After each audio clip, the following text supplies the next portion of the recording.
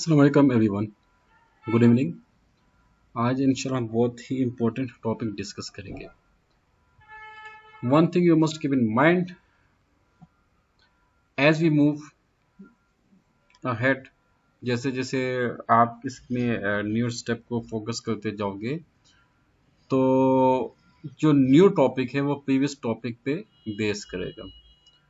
तो first of all, if you want to become professional qualified consultant, आपको दो काम करने होंगे। एक तो पहले हार्ड कॉपी पे उसके रोड मैप बनाएं। रोड मैप क्या होते हैं, और उसके बाद रोड मैप को बनाने के बाद जो टॉपिक्स है उस उसको सीक्वेंसली नोट डाउन करें कि फर्स्ट टॉपिक ये है, सेकंड टॉपिक ये है, थर्ड टॉपिक ये है, फोर्थ टॉपिक ये है। जैसे कि लास्ट टाइम हमने कंट्रोलिंग के ऊपर हमने बात की थी कि कंट्रोलिंग जो है is part of enterprise structure, but we define controlling after some time. उसकी लॉजिक ये थी कि जो कंट्रोलिंग आप डिफाइन करते हो उसमें आपका आता है चार्ट ऑफ अकाउंट। तो आपने चार्ट ऑफ अकाउंट को डिफाइन किया, देन आपने कंट्रोलिंग को डिफाइन किया था।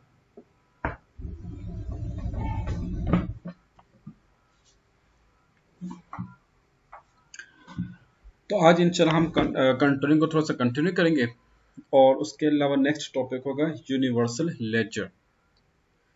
सो come to back end boys, एक चीज़ आपने मुझे याद करवानी है नेक्स्ट वीक में। सर, जो रोड मैप होता है किसी भी इंडस्ट्री में एसएपी को इम्प्लीमेंट करने का, वो कहानी आपने मुझे याद करवाना है, ओके। और बीइंग ए कंसल्टेंट, जब आप किसी भी इंडस्ट्री में जाते हो तो वहाँ पे किस तरह से आपका क्या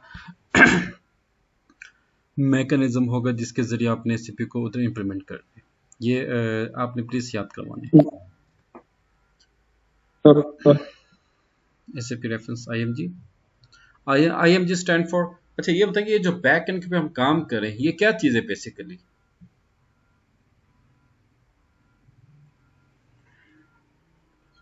हेलो। यस यस यस, देखिए यहाँ पे जो हम लोग काम करें ये क्या चीज़ है, इसका पर्पस क्या है? सब बेसिकली ये जब हम बैक एंड पे इनकी कॉन्फ़िगरेशन करते हैं, फ्रंट एंड पे उसी के हिसाब से सारी ट्रांजैक्शंस एग्जीक्यूट होती हैं। तो जिस हिसाब से हम बैक एंड पे सेटिंग करें उस हिसाब से एग्जीक्यूशन हो। Okay good. मैं आपको एक एग्जांपल देता हूँ। आप तमाम लोग बैंक्स में जाते हैं माशाल्लाह से, वो तो सबको आइडिया है। अब ये देखेंगे, लेट्स से कि हम यूबीएल की बात करते हैं या एचबीएल की बात करते हैं, तो यूबीएल और एचबीएल इनकी थ्रू आउट पाकिस्तान में तकरीबन 14 to 1500 ब्रांचेस हैं, ऐसे ही है।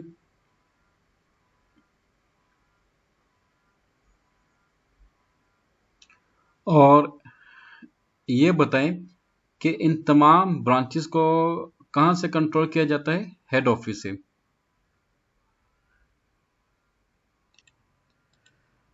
तो आप किसी भी बैंक में जब जाते हैं तो आप अपनी मर्जी से उनसे ये नहीं कह सकते कि भाई आप एक काम करें, आप हमारा अकाउंट इसमें कर दें, या ये जो अकाउंट इसमें ये पॉलिसीज ऐड कर दें, और इसमें ये कर दें। यानी कि अगर आपने करंट अकाउंट ओपन करवाना है तो आप कैसे, वो उनके किसी कुछ बैंक की रिक्वायरमेंट्स आती है कि 50,000 आपका मिनिमम डिपॉजिट होना चाहिए। आप कहो नहीं भाई, हम आपको 30,000 देंगे या 40,000 देंगे। तो आप अपनी कोई भी कस्टमाइजिंग सेटिंग्स नहीं करवा सकते। तो बैंक आपसे ये कहेगा कि सर जो भी पैरामीटर्स होते हैं वो हेड ऑफिस लेवल में इंप्लीमेंट किए जाते हैं। देखें, हेड ऑफिस लेवल में आपके जो भी स्टैंडर्ड्स पैरामीटर्स को आपने इंप्लीमेंट कर दिया, वो तमाम स्टैंडर्ड्स पैरामीटर जो हैं 14 और 1500 ब्रांचेस में यूटिलाइज की जाएंगी, इंप्लीमेंटेशन की जाएगी उसकी, ओके। तो ये जो हम यहाँ पे वर्किंग करें, ये आपके हेड ऑफिस लेवल में इस्तेमाल होती है वर्किंग। आपके इंडस्ट्री के अंदर सेल्स इनवॉइसेस आती हैं, कस्टम इनवॉइसेस आती हैं, परचेज इनवॉइसेस आती हैं, और गुड रसीद नोट्स बनते हैं, ट्रांजैक्शंस होती हैं।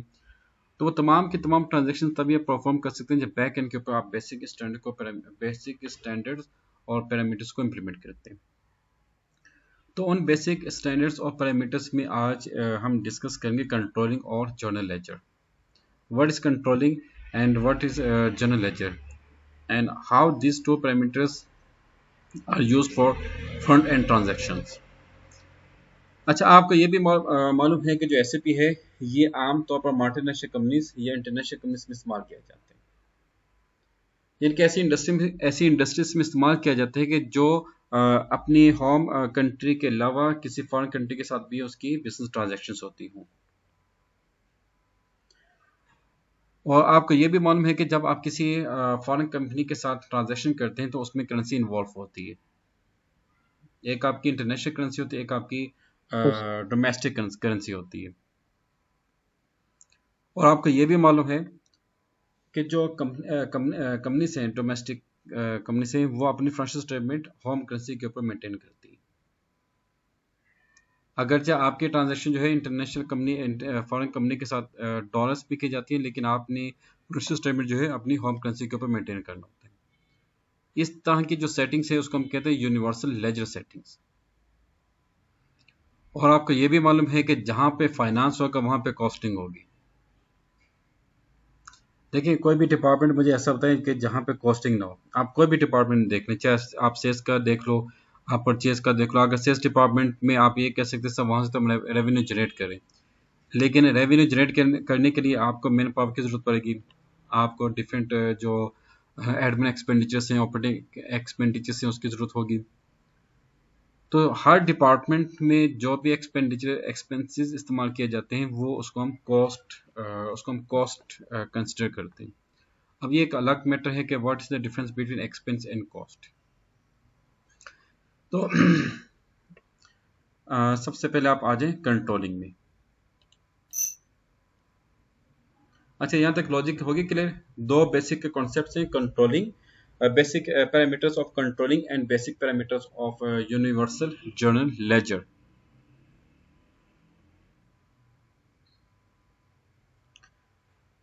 ओके, कंट्रोलिंग के बाद आप आ जाए जर्नल कंट्रोलिंग। अब यहाँ पे काफ़ी स्टूडेंट कह सकते हैं कि sir controlling is not our module, why we work in controlling. तो बीइंग अ कंसल्टेंट, ये उनसे मैं ऑलरेडी कह चुका हूँ, और उनको मैंने इंडस्ट्री के जो प्रैक्टिकल जो सिनेरियो है वो भी उनको मैंने दिखाया भी था कि देखिए, आप लेट्स से कि आप अगर अपने मॉड्यूल में एक्सपर्ट हैं, लाइक प्लांट मेंटेनेंस है, लाइक MM है, SD है, सेल्स एंड डिस्ट्रीब्यूशन, जो भी डिपार्टमेंट है, क्या हर डिपार्टमेंट में कॉस्टिंग इन्वॉल्व नहीं है? मुझे पता है कौन सा ऐसा डिपार्टमेंट है जिसमें कॉस्टिंग इन्वॉल्व ना हो। ऐसा कोई है डिपार्टमेंट?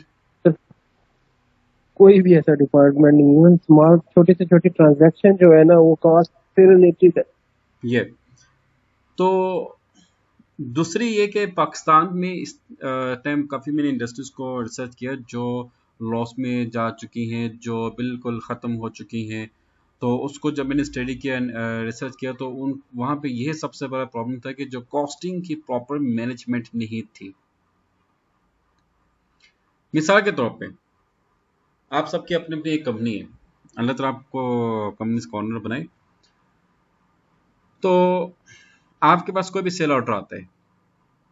देखें, ये बज़ाहिर तो बहुत खुशी की बात होती है कि आपके पास कस्टमर आते हैं और आपसे वो डिमांड करते हैं कि हमें ये प्रोडक्ट प्रोवाइड करें। लेकिन बाज़ वक़्त ऐसा होता है कि हम उसी खुशी के आलम में जो उस प्रोडक्ट की जो कॉस्टिंग है, हम वो मैनेज करना भूल जाते हैं। पाकिस्तान में सबसे बड़ा प्रॉब्लम क्या है? जो इंडस्ट्री के जो बेसिक फैक्टर्स हैं। देखिए, कोई भी इंडस्ट्री जब आप रन करते हो वो किस पे बेस करती है? आपकी एनर्जी पे बेस करती है, आपकी पेट्रोल पे, आपकी जो करेंसी है उस पे बेस करती है। अगर बेसिक ही फैक्टर्स आपके स्टेबल नहीं होंगे तो आप किस बेस पे अपने कॉस्ट को कंट्रोल कर पाएंगे? जब आपकी कॉस्ट ही कंट्रोल नहीं होगी, how you will sell your product at a stable price? That will not possible for you. Okay, तो मेरा जो ज़ाती ओपिनियन है, सजेशन वो यही है कि मैं तमाम कंसल्टेंट से यही कहता हूँ कि भाई आप जो है ना, कोई भी प्रोजेक्ट है, आप एंड यूज़र के अलावा मैं बात कर रहा हूँ, आप किसी भी मॉड्यूल में जाते हो, कोई भी प्रोजेक्ट को आप इम्प्लीमेंट करते हैं या कोई भी प्रोजेक्ट को आप लॉन्च करने, तो फर्स्ट ऑफ ऑल आप उसकी कॉस्टिंग पे ज़्यादा कंसंट्रेट करें। देखिए इंडस्ट्री को क्या चाहिए, आप जहाँ पे काम करें वहाँ पे इंडस्ट्री को क्या चाहिए, प्रॉफिट चाहिए। आपके जो ऑनर्स है उसको प्रॉफिट चाहिए। अब प्रॉफिट का ये तो नहीं कि भाई आप जो है मैक्सिमम अपनी सेल्स करें। प्रॉफिट ये भी आ सकते हैं कि आपकी जो कॉस्ट मिनिमाइज होगी, आप वो भी आपका प्रॉफिट ही कहलाता है। और आपको ये भी मालूम है कि सबसे मुश्किल चीज़ क्या है इंडस्ट्री के अंदर, कॉस्ट की मैनेजमेंट या कॉस्ट की कंट्रोलिंग। मिसाल के तौर पे आपकी एक इंडस्ट्री है, ये बेवरेजेस की हम बात करते हैं, जूसेस मैन्युफैक्चरिंग, वाटर मैन्युफैक्चरिंग। आप सबके पास कोई ये बॉटल है पानी की कोई बॉटल शॉटल है आपके पास, सबके पास? अगर नहीं तो आप सबने जी पानी की सर है। बॉटल तो देखी होगी, आपने जूस की बॉटल तो देखी होगी। मैं आपसे कह सकता हूँ भाई देखें, ये एक आपके पास पानी की बॉटल है। अब इस पानी की बॉटल को बनाने में कितने रुपए की इलेक्ट्रिसिटी इस्तेमाल की गई है? Can you calculate? This is very hard and impossible to calculate your electricity cost per bottle. तो आमतौर पे क्या होता है, वो कहते हैं कि कतरा कतरे से दरिया बनते हैं। तो इंडस्ट्रीज में भी अगर छोटी छोटी एक्सपेंडिचर्स को कंट्रोल करेंगे ना, तो ये छोटे एक्सपेंडिचर्स आपको एक दिन बहुत जो बड़ी अमाउंट में प्रॉफिट प्रोवाइड करते हैं। तो इसलिए कंट्रोलिंग डिपार्टमेंट जो है ये है तो काफ़ी टेक्निकल, लेकिन जिस मेंबर के, जिस कैंडिडेट के, जिस स्टूडेंट की कंट्रोलिंग में एक्सपर्टीज डेवलप हो जाती है, मैं गारंटी से कह सकता हूँ कि एक तो वो अपने मॉड्यूल में एक्सपर्ट एक्सपर्ट बनेगा, नंबर वन। सेकंड, वो हाईली प्रोफेशनल क्वालिफाइड कंसल्टेंट बन जाएगा। आपको मैं एक असाइनमेंट दे रहा हूँ, मुझे बताएं कि कौन सा ऐसा डिपार्टमेंट है जिसमें मतलब कि आपने अगर फंड्स को एलोकेट करना हो तो आप उनसे कॉस्टिंग एक्सपेंडिचर्स की रिपोर्ट नहीं लेते। तो इसलिए ये इसकी अहमियत आई थिंक आप सबको समझ आ गई होगी कि किसी भी ऑर्गेनाइजेशन में कंट्रोलिंग एक मेजर पार्ट प्ले करते हैं। जनरल सॉरी, ये हम आए थे यहाँ पे general sorry controlling, then organization, then maintain controlling area, then maintain controlling area. Okay, come to position. Controlling area क्या था? JR01। और तमाम स्टूडेंट से मैं ये एक दफ़ा फिर कहूँगा कि आप काइंडली अपनी इसमें प्रैक्टिस को बिल्ट अप करें। आप 3 कंपनीज बनाएं यहाँ पे। देखिए अभी आपके पास जो टाइम अपॉर्चुनिटी है ये दोबारा आपको नहीं मिलेगी, और this is golden opportunity, golden time for you to make yourself professional qualified. Sir sir वो सेलेक्ट ट्रांजैक्शन क्या थी जिसमें ये अगर एरर एरर आएगा तो वो डिलीट करने थे हमने? SN हाँ, SN12 समथिंग। SM12 बिल्कुल गुड। अच्छा यहाँ पे आप आ जाए new entry,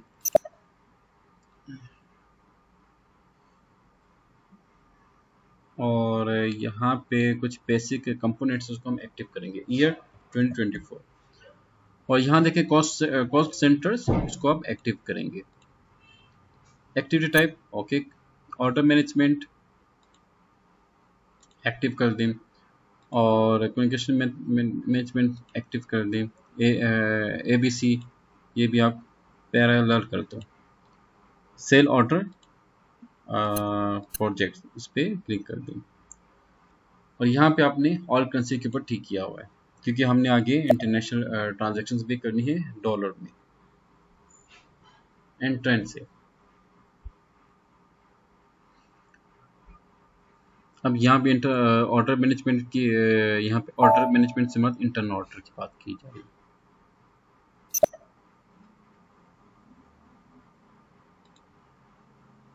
enter again.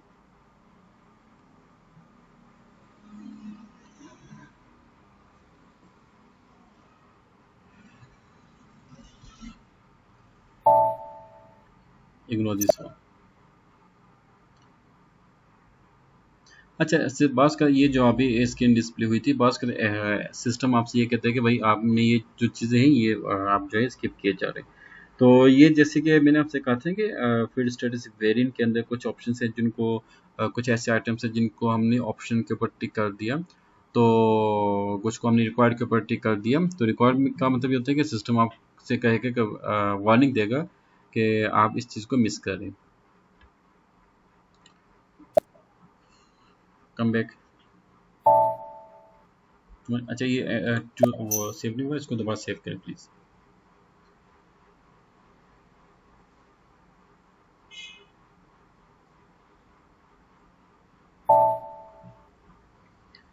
It already saved. अच्छा, कैंसिल और कम बैक।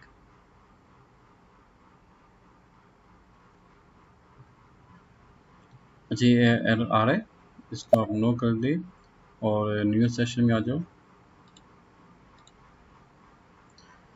न्यू सेशन में आके एस एम 12 और मैं आपको एक्सप्लेन कर दूँगा।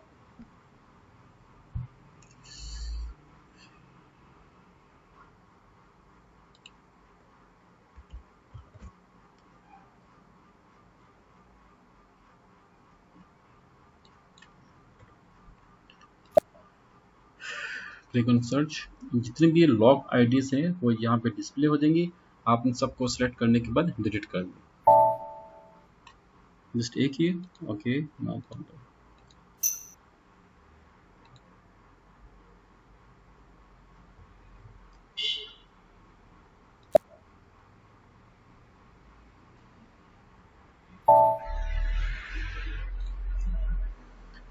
अच्छा, उसके बाद है maintain number ranges for controlling documents.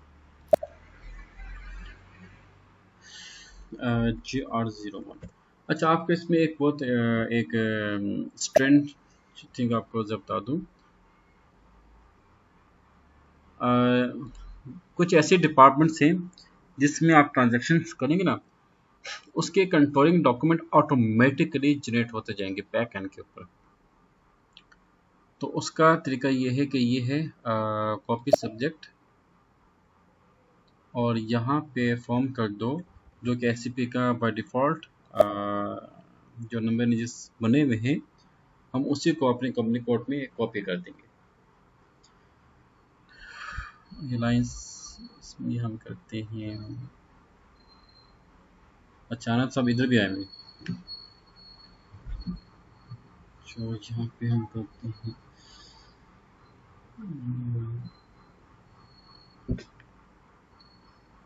आप 0003 को करें ज़रा।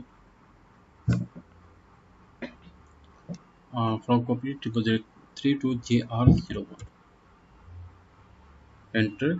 और ये एंटर कर दें। अच्छा, इसमें इंट्रोवर्स नहीं है तो आपका जो कोड है वो चेंज करो।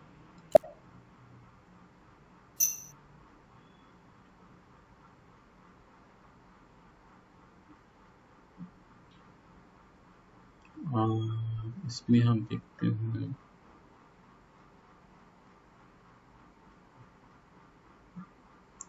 1315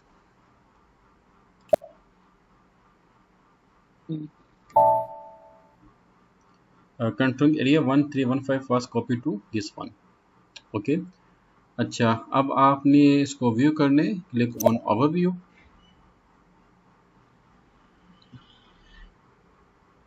तो जितने भी बैक एंड के ऊपर कंट्रोलिंग के जो डॉक्यूमेंट्स हैं उसके जो नंबर है जैसे वो ऑटोमेटिकली डिफाइन हो जाएगी, ऑटोमेटिकली वो आपकी बनती जाएगी।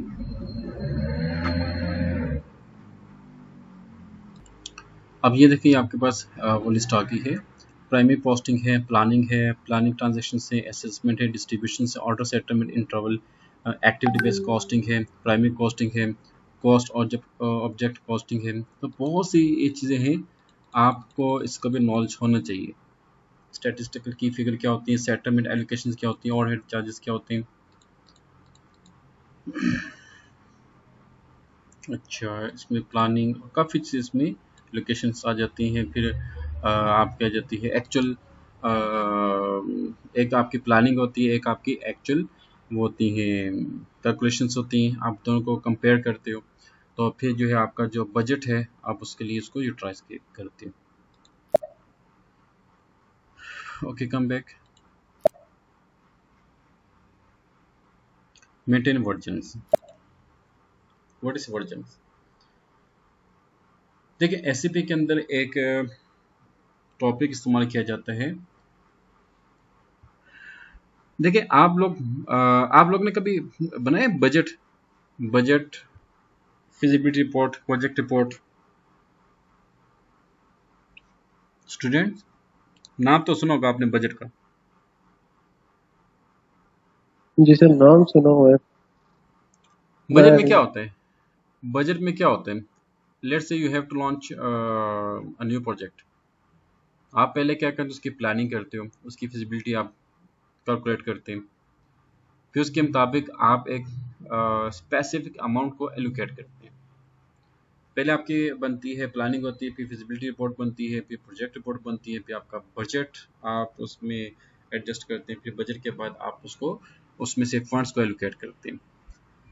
तो यहाँ पे दो चीज़ें हैं, एक है आपकी प्लानिंग, एक है आपकी एक्चुअल। आप प्लान ये करते हैं कि 2025 में हम लोग जो है एक नई प्रोडक्ट को लॉन्च करना, हमने पाकिस्तान में एक नई इंडस्ट्री को ओपन करने। तो उस इंडस्ट्री का काम क्या होगा, ये बेवरेजेस के ऊपर, कोला के ऊपर, कोई भी टेक्सटाइल इंडस्ट्री आप लगा लें। तो पहले आपकी कंप्लीट प्लानिंग होगी, प्लानिंग के अंदर आपकी कॉस्टिंग और फाइनेंस। देखिए प्लानिंग जो है वो कंप्लीट आपकी कॉस्टिंग के ऊपर बेस करती है। देखें आप अगर प्लानिंग करते हो किसी भी प्रोजेक्ट की, आपका प्राइमरी फोकस क्या होता है, उसके एक्सपेंडिचर्स होते हैं। लेट्स से कि आपने एक इंडस्ट्री लगानी है, इंडस्ट्री लगाने के लिए आपको क्या चाहिए, लैंड चाहिए, भाई वो भी आपका एक्सपेंडिचर्स में आते हैं। आपको क्या चाहिए, वो प्लांट चाहिए, अगर चाहिए आपके एसेट्स हैं। अच्छा, आपको क्या चाहिए, लेबर चाहिए, आपको क्या चाहिए, रॉ मटेरियल चाहिए। तो आपकी जो बेसिक पैरामीटर है उसमें बजटिंग के अंदर, वो है आपकी कॉस्टिंग। तो एक तो आपकी जो इफेक्टिव कॉस्टिंग प्लान होगा, तो उसके मुताबिक आपकी जो एक्चुअल कॉस्ट होगी उसमें वेरिएंस काफ़ी कम आएगा। देखिए आमतौर पे पाकिस्तान में क्या होता है, जैसे कि लेट्स से कि आपसे मैं कहते चलें हम अमेरिका जाते हैं फॉर एग्जांपल। अब अमेरिका जाने के लिए हमें क्या चाहिए, वीज़ा चाहिए। How much cost of visa. उसके बाद हमें क्या चाहिए, वहाँ की जो होटल की बुकिंग। उसके बाद हमें क्या चाहिए, टिकट चाहिए। तो अब आप प्लानिंग ही उस टाइम कर पाएंगे जब आपके पास रियल डेटा होगा। मैं ये समझता हूँ कि जो प्लानर्स हैं, जो प्लानिंग के एक्सपर्ट्स हैं, जब तक उनके पास रियल डेटा नहीं होगा वो प्लानिंग नहीं कर सकते। ऐसे ही है। सही, बिल्कुल। तो प्लानिंग के लिए आपको क्या चाहिए, रियल डेटा चाहिए। अब रियल डेटा आपको डिफरेंट सोर्सेज से कंफर्म होगा, देन आप प्लान कर सकते हैं। और प्लान के अंदर आपने सुना होगा वेरिएशन, वेरिएंस या वेरिएशन का नाम सुना होगा आपने। भाई हमने इतना बजट जी सर। एलोकेट किया था, फिर इतनी लेट्स से कि बजट हमेशा कब आप एलोकेट करते हो, at the beginning of time, beginning of month, beginning of year. During month year जो भी ट्रांजेक्शन होती हैं उसमें आपके जो एक्सपेंडिचर्स हैं या रेवेन्यूज हैं वो फ्लक्चुएट होते रहते हैं। At the end of month, at the end of year आपके पास एक एग्जैक्ट एक्चुअल फिगर आ जाती है। फिर आप ये देखते हैं कि भाई आपने कितना आपने लेट्स से कि 100 मिलियन लगाया था, तो 100 मिलियन आपने रखा था उसका बजट, तो एक्चुअल जो आपकी कैलकुलेशन आ रही है वो 110 मिलियन आ। तो ये जो एक्चुअल वेरिएंस, हाँ। प्लानिंग की जो सेटिंग है, ये इसको हम कहते हैं वर्जन। ओके, अच्छा इसको हमने सेलेक्ट किया, देन आप आ जाएं कंट्रोलिंग एरिया सेटिंग्स, इस पर क्लिक कर दो और यहाँ पे अपना कंपनी कोड दें, क्या था, JR01। अब देखा यहाँ पे हम जिस एक्टिविटी को परफॉर्म करें ना, तो वो प्रीवियस एक्टिविटी के ऊपर बेस कर रही है। अगर आपका कंट्रोलिंग एरिया नहीं होता तो आप यहाँ पे बना ही नहीं सकते।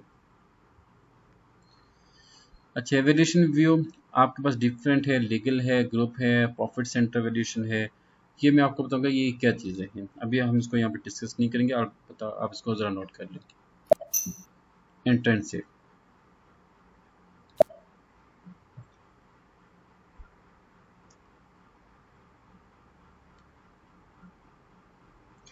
और दूसरी चीज़ ये है कि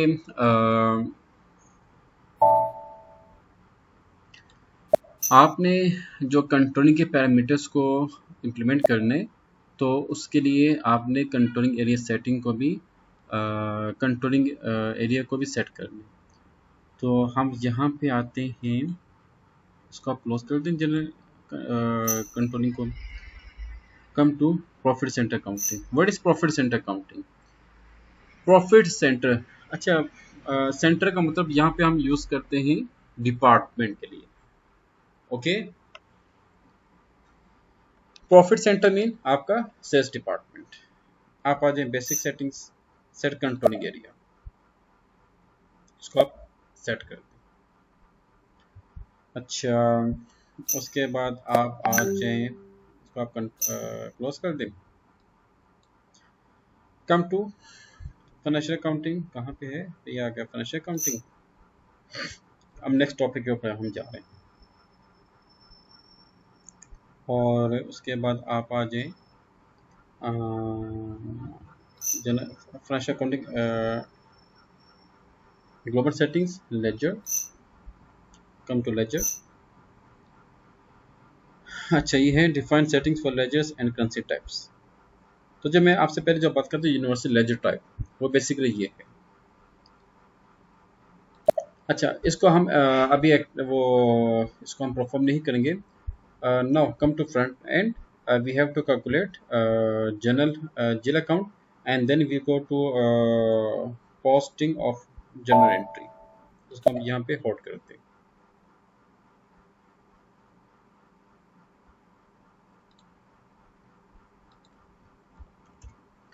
So we have to create GL account. For this, we come to accounting, then financial accounting,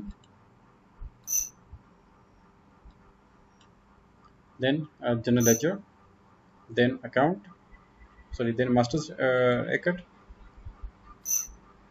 GL account, individual processing, FS00. FS00 is T code। अच्छा, इनिशियली आप क्या काम करेंगे, सेटिंग्स में आके हियरार्की डिस्प्ले पे क्लिक करके don't display navigation tree, enter, enter again, and then refresh by /n FS00। यहाँ पे अपना कंपनी कोड चेंज कर दो। क्या था आपका? JR01। We have to create, first जो एंट्री होती है किसी भी इंडस्ट्री में होती है कैपिटल की, bank account debit and capital account credit. देखिए, आपकी कंपनी के पास पैसा आएगा तो आप बाकी उससे ट्रांजैक्शंस कर पाएंगे। तो बैंक किस में आता है? करंट एसेट में आता है। और करंट एसेट का क्या था कोड, याद है? 100 to 199। तो यहाँ पे आपने 100 लिख दिया। ये ऑप्शन से चेंज, सॉरी, डिस्प्ले है, चेंज है, क्रिएट है। क्रिएट पे आप आ जाओ। जीरो अकाउंट आपका क्या था? अच्छा, करंट एसेट आपका किस में आता है? बैलेंस शीट अकाउंट में आता है। आपको एक थोड़ी सी ये चीज़ अंडरस्टैंड करनी होगी कि 5 चीज़ें हैं: asset, capital, liabilities, income and expenditures. तो आपने ये देखना भाई कौन सा अकाउंट की किस क्या कैटेगरी है, बस ये आपने थोड़ा सा इसको समझना होगा।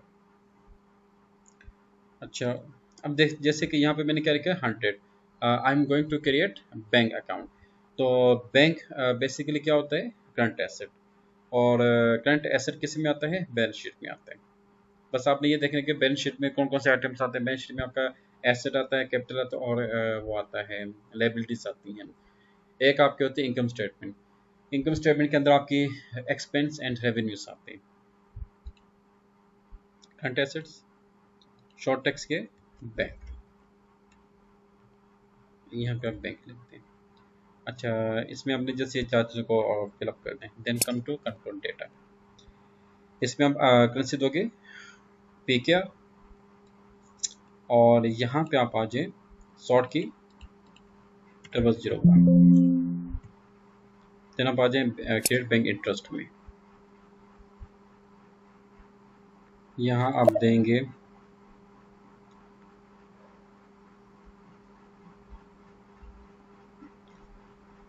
अच्छा। अब आपका ये भी सवाल आ सकता है कि sir we are not FICO consultants.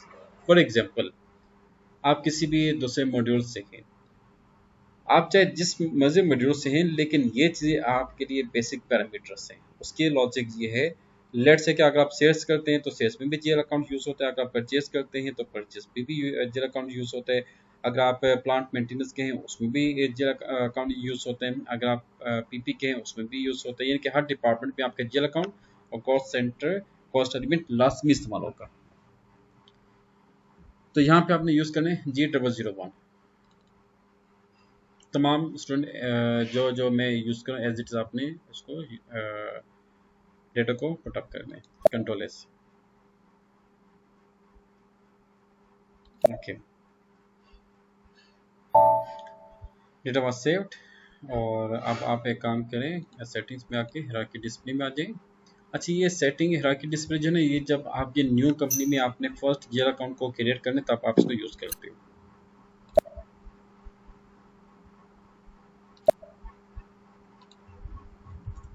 FS00।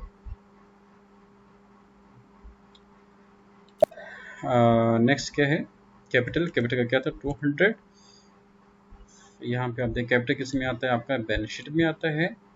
और ये कैपिटल का आ गया।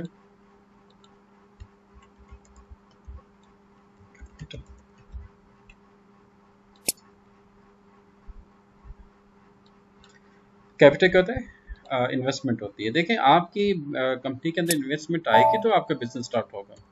सॉरी 0001 G001 एंटर से।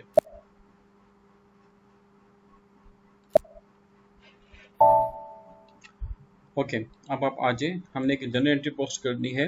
और अच्छा, ये जो टॉपिक है ना जनरल एंट्री, तो जिनको एससीपी के ऊपर एक्सपर्टीज है, फाइनेंशियल अकाउंटिंग के ऊपर, सिर्फ उन्हीं के लिए। और जो इसमें आना चाहते हैं, जिनको काफ़ी शौक है कि सर हम फिको में आना चाहते हैं, तो उनके लिए यह है कि 5 जो बेसिक पिलर्स हैं अकाउंटिंग के, उनको आपने देखने हैं कि आपके पास एसेट है, कैपिटल है, लायबिलिटीज है, इनकम एंड एक्सपेंडिचर्स हैं। ये कब डेबिट होते हैं कब क्रेडिट होते हैं, बस आपने इस चीज़ को अंडरस्टैंड करना। अगर आप ये चीज़ समझ आ गई आपको, फिर आप अकाउंटिंग में फिको भी कर सकते हो। सबसे पहले अपना कंपनी कोड चेंज करें प्लीज़।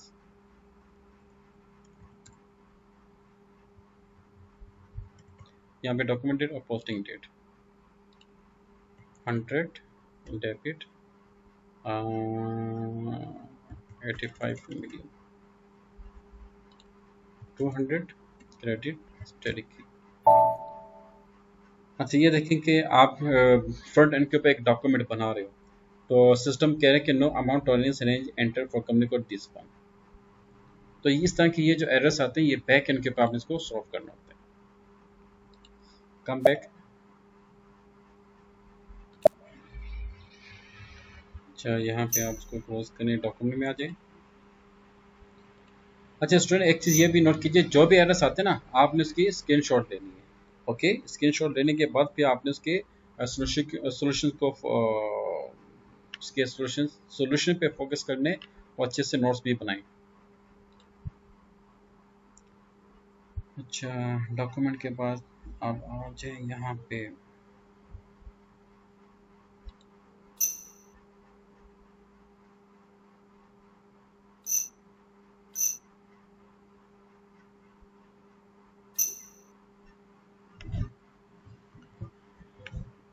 अच्छा, कम टू डॉक्यूमेंट।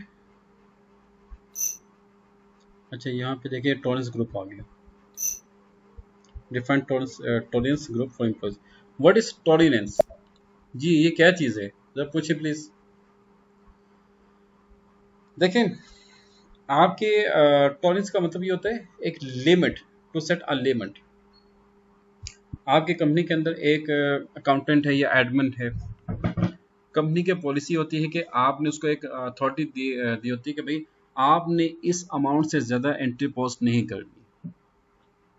लिमिट होती है कि आपकी फैमिली में भी आपके बाबा आपके पेरेंट्स आपसे कहते हैं कि बेटे इतनी आपने जो है ना अपने एक्सपेंडिचर्स को वो आपने इतना एडजस्ट करने, 1 लाख 2 लाख जितना भी है, ओके, तो उसको हम कहते हैं टॉलरेंस। इसमें आप जस्ट कंपनी कोड दें JR01 और यहाँ पे अमाउंट मेंशन कर दो 95 मिलियन और यहाँ पे कर दें आप 85 मिलियन। बाकी ये ज़ीरो कर दें, ये भी ज़ीरो कर दें, ये भी ज़ीरो कर दें। अब ये क्या होता है, पेमेंट परमिटेड पेमेंट डिफरेंसेस। आपने जब किसी से पेमेंट लेनी हो या जब किसी को पेमेंट देनी हो तो उसमें जो करेंसी के मद में डिफरेंस आता है तो कंपनी ये डिसाइड करती है कि कितना आपने डिफरेंस जो है आप उसको परमिट करते हैं। ओके, 950 100 मिलियन, ओके ये ठीक है। एंट्रेंस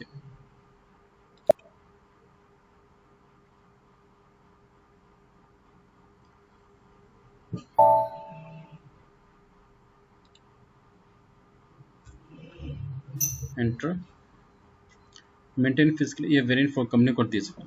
अब ये नया एरर आ गया। ओके, ये भी चेक करते हैं भाई, बैंक में भी आ जाए। तो कंसल्टेंट का ये काम होता है कि आप ये देखते हैं कि भाई फ्रंट एंड के ऊपर जो ट्रांजेक्शन हो रही ना तो उनको आपने सुपरवाइज करना होता है, उनकी मेंटेनेंस करनी होती है। अब लाजमी तो नहीं कि भाई आपने कंपनी में जाके एक न्यू एस को इम्प्लीमेंट करना हो। आपने ऐसी इंडस्ट्री में भी जा सकते हैं जहाँ पे ऑलरेडी एस इम्प्लीमेंट हो चुका हो, तो आपने इस तरह की जो ट्रांजेक्शन को सुपरवाइज करना होता है। आमतौर पर आपने बैंक में सुना होगा कि सर मतलब कि सर्वर डाउन है, कोई ट्रांजेक्शन आती है ना कि बाहर से कोई रेमिटेंस आती है या कोई भी आपने बैंक ट्रांजेक्शन करनी हो तो बाज़ क्या होता है कि सर जी सिस्टम डाउन है। वो बेसिकली सिस्टम डाउन ही होता है, वो उनको एक एरर आ जाता है तो एरर को फिक्स करने के लिए बैक एंड पे जो कंसल्टेंट है उस पर काम कराता है। तो वो फिर कस्टमर की आसानी के लिए हम कहते हैं कि सिस्टम डाउन है। ओके, अब जैसे कि आपके ये हम इसी की बात करते हैं। एक कस्टमर आपके पास आ गया बैंक में, तो कस्टमर ने आपको पेमेंट कर दी, तो आपने ट्रांजैक्शन करनी है, तो ट्रांजैक्शन में ये एरर आ गया। तो अगर जो कैशियर है या ऑपरेशन मैनेजर आपसे कहे कि जनाब आप थोड़ा सा वेट करें कि सिस्टम में जो है ना वो इश्यूज आ गए, एरर आ गए, तो वो एक नेगेटिव सी बात बनती है। तो इसलिए आपने इन एरर्स को प्रॉपर चेक करने। अब ये एरर क्या था, फिजिकल ईयर नॉट मेंटेन, जबकि हमने फिजिकल ईयर को मेंटेन किया था। हम दोबारा चेक करते हैं, financial accounting, then financial accounting global setting, then ledger, then physical year and posting periods. क्या हमने बनाया था ये physical year posting period, do you remember? जी सर, बनाया था। क्या कोड था इसका, FJ?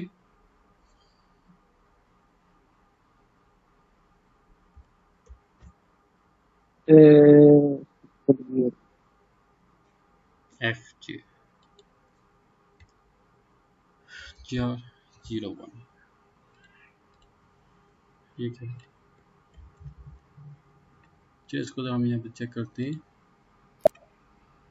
ओके, ऑलरेडी बना हुआ है।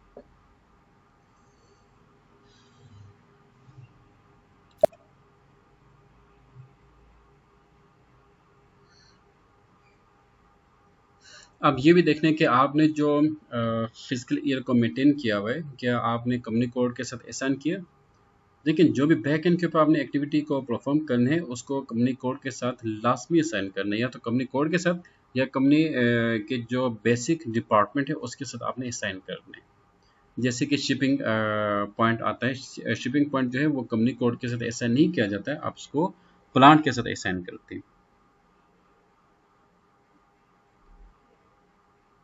ग्रेट। बेसिकली अच्छा, now come to assign company code to physical year variant.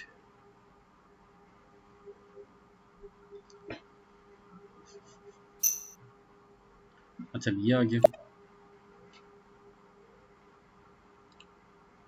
New session.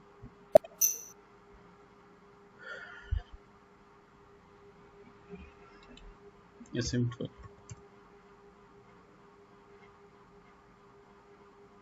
इसको डिलीट कर दें और सर्च पे क्लिक करो।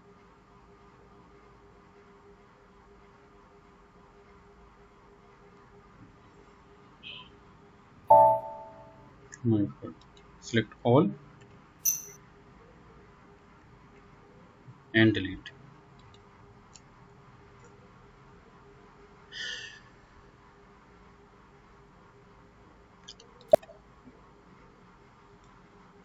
सर वैसे इसको थोड़ा सा एक्सप्लेन करें कि ये क्या चीज हो रही है, मतलब ये ओके, बैकएंड पे दूसरे यूजर्स भी यूज कर रहे हैं, वो चीज है? ये मैं आपको ये टॉपिक कंप्लीट होने के बाद मैं आपको इसके लॉजिक बताऊंगा ये है क्या चीज़। ओके। सवाल आपका काफ़ी अच्छे है। Come to position, company code था आपका GR01, एंटर। और अच्छा यहाँ पे तो गिवन है GR। अच्छा देखिए यहाँ पे असाइन है। अब हम ये देखते हैं कि जो पोस्टिंग पीरियड वेरिएंट हमने बनाया था क्या वो कंपनी कोड के साथ असाइन हुआ। Assign variants to company code, position company code GR01। ये देखिए यहाँ पे आपका पोस्टिंग कोड नहीं है, पोस्टिंग पीरियड वेरिएंट नहीं है। अब भाई मुझे भी नहीं पता कि क्या था, PPVJ देखिए ये आता है और ये इसको आपने सेव कर दिया। तो बैक एंड के ऊपर अगर आपने कोई भी चीज़ को मिस कर दिया तो फ्रंट एंड के ऊपर आपकी एंट्री एग्जीक्यूट नहीं होगी। ओके, तो इस तरह की ये वर्किंग होती है। कंसल्टेंट लेवल का ये काम होता है इंडस्ट्री के अंदर। I think you have understood what is the objective and what are the duties of consultant in industry. Okay, जी सर, मजे का काम है वैसे, ये ट्रबल शूट करना। हाँ भाई, सैलरी तभी तो इतनी अच्छी दी जाती हम्म। है। एंटर। अच्छा ये फिर एरर दे रहा है, चलो कोई इशू नहीं। /NFS, sorry FB50, FB50। और एक चीज़ आपको मैं बता दूं कि जब तक आप प्रैक्टिस नहीं करेंगे ना इसमें, उस टाइम तक ये चीज़ें आपको क्लियर नहीं होंगी विथ लॉजिक।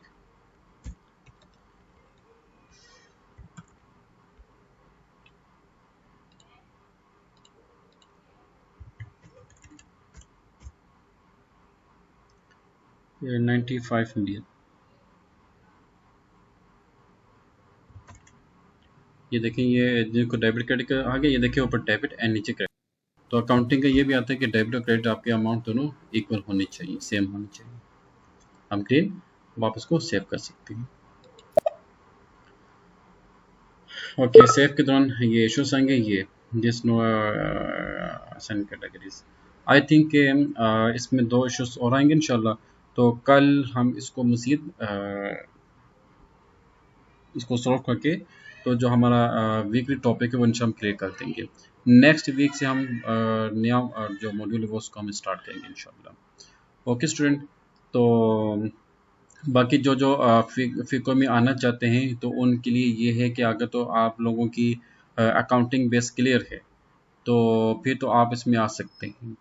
और चूँकि इसमें डिफरेंट मॉड्यूल्स के लोग शामिल हैं तो इंशाल्लाह मेरी कोशिश ये होगी कि नेक्स्ट वीक में ये मैं आपको बता दूं कि भाई ये फ़िको का पार्ट है, ये MM का सॉरी ये PM का पार्ट है और ये SCM का पार्ट है।